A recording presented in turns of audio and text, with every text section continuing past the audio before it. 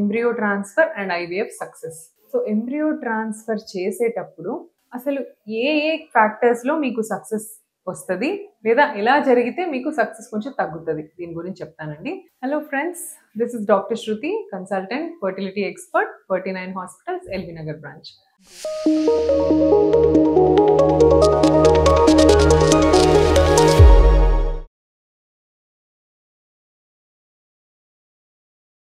Embryo ట్రాన్స్ఫర్లో first important thing అండి, embryo బాగుండాలి, మీ గర్భసంచి లైనింగ్ బాగుండాలి. ఈ రెండిటి వల్లే మాక్సిమం సక్సెస్ డిపెండ్ అయి ఉంటుంది, ఈ రెండిటి మీదే. ఒక 5% embryo transfer technique. So embryo transfer అనేది చాలా మెటిక్యులస్గా ఆ ట్రైన్డ్ ఇన్ఫర్టిలిటీ స్పెషలిస్ట్ ఎవరైతే ఉన్నారో చాలా జాగ్రత్తగా వెరీ వెరీ స్లో కంట్రోల్డ్ మూమెంట్గా వెళ్ళాలన్నమాట, with the guidance of ultrasound. So scanning గైడెన్స్లో ఎంత దూరం వెళ్తున్నారు, గర్భసంచిలో ఏ పాయింట్ దాకా వెళ్తున్నారు, ఎక్కడ ఎంబ్రియోన్ రిలీజ్ చేస్తున్నారు, ఒక పాయింట్ ఆఫ్ ఇంప్లాంటేషన్ అనే ఒక పాయింట్ ఉంటుంది గర్భసంచిలో. అది మన ఫండస్ అంటే గర్భసంచి టాప్ పాయింట్ నుంచి ఒక 1 సెంటీమీటర్ కింద. ఎగ్జాక్ట్లీ ఈ పాయింట్ లో ఎంబ్రియో డ్రాప్ అయింది అంటే మనకి ఇంప్లాంటేషన్ ఛాన్సెస్ చాలా హై ఉంటాయి, because that is the point of implantation. So ఆ పొజిషన్ కి కరెక్ట్ క్యాథెటర్ తీసుకెళ్లారా, స్కాన్ ద్వారా చెక్ చేసుకుంటూ కరెక్ట్గా అక్కడ రిలీజ్ కూడా very slow and controlled release of embryo. ఇప్పుడు మనకే చిన్న దెబ్బ తగిలితే మనం తట్టుకోము, అలాంటిది ఎంబ్రియోని ఎంత స్లోగా విడుదల చేయాలి. ఎంబ్రియో అనేది అప్పుడే తయారైన ఒక న్యూ బార్న్ ఇదనమాట. సో దాన్ని చాలా డెలికేట్ గా డీల్ చేయాలన్నమాట. ఎంబ్రియాలజిస్ట్ స్కిల్ అంతే బాగుండాలి. ఎంబ్రియోస్ ని తీసుకొచ్చే విధానం కూడా ఎంబ్రియాలజిస్ట్ లోడింగ్ టెక్నిక్స్ ఇవన్నీ ప్రాపర్ గా ఫాలో చేయాలి.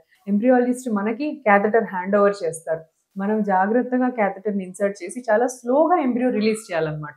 ఒక్కొక్కసారి ఫాస్ట్గా రిలీజ్ చేస్తారు, దానివల్ల ఏమవుతుంది, ఎంబ్రియోస్ చాలా దూరం వెళ్ళిపోతాయి. పాయింట్ ఆఫ్ ఇంప్లాంటేషన్లో కాకుండా కొద్దిగా వేరే చోట్ల ట్యూబ్లలో అట్లా పోవచ్చు.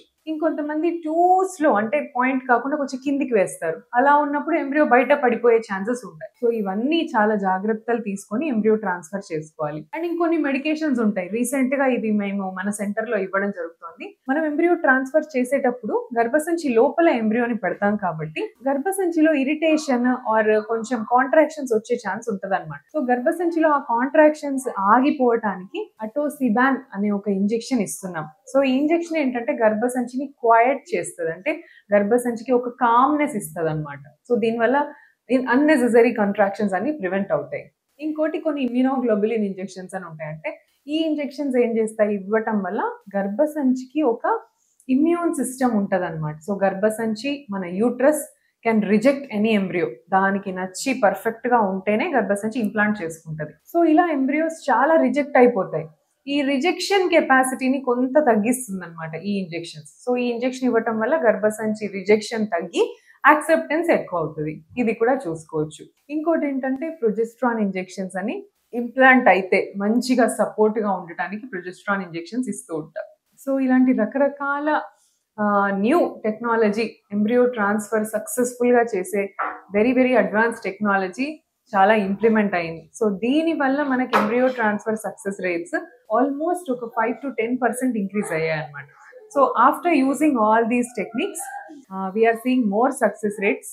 అండ్ ఇలా ట్రాన్స్ఫర్ టెక్నిక్కి ఎంబ్రియో ఎంత ఇంపార్టెంటో, ఎండోమెట్రియము తర్వాత దాని లోపల దానికి సపోర్ట్గా ఇచ్చే మెడిసిన్స్, ఇంజెక్షన్స్ అంతే ఇంపార్టెంట్ అనమాట. సో ఇవన్నీ ఫాలో చేస్తూ ఒక proper clinician with proper embryologist మీకు తోడున్నట్టయితే డెఫినెట్లీ సక్సెస్ఫుల్ ప్రెగ్నెన్సీని మీరు చూడగలుగుతారు. Thank you.